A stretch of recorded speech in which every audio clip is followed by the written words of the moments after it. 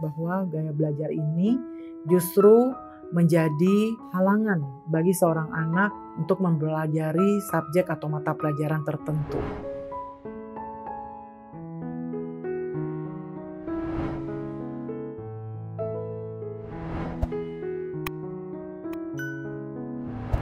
Gaya belajar adalah cara yang disukai oleh seorang anak di dalam memproses informasi.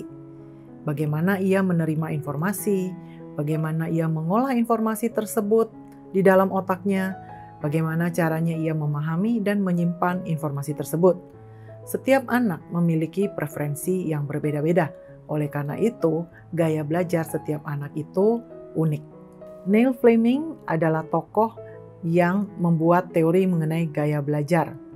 Menurut Neil Fleming, gaya belajar anak bisa diklasifikasikan menjadi 4 kategori, yaitu visual, auditory, reading and writing, dan kinesthetic.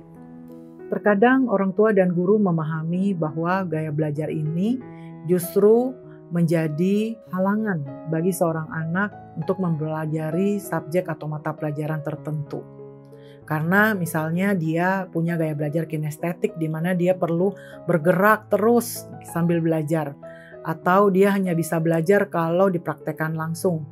Jika tidak mendapatkan kesempatan itu untuk bergerak atau mempraktekkan langsung, maka ia sulit untuk belajar. Sebenarnya hal yang terjadi tidak demikian.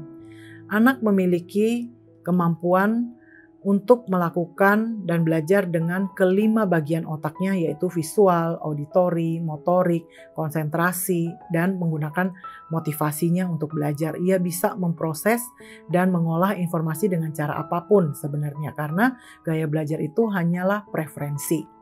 Jadi, jika ternyata di dalam proses belajar anak memiliki hambatan, maka yang perlu kita curigai bukan gaya belajarnya, tetapi justru perlu bertanya, apakah kelima fungsi otaknya, kemampuan kognitifnya, apakah semuanya berfungsi dengan optimum atau apakah ada bagian yang belum optimum sehingga perlu ditingkatkan.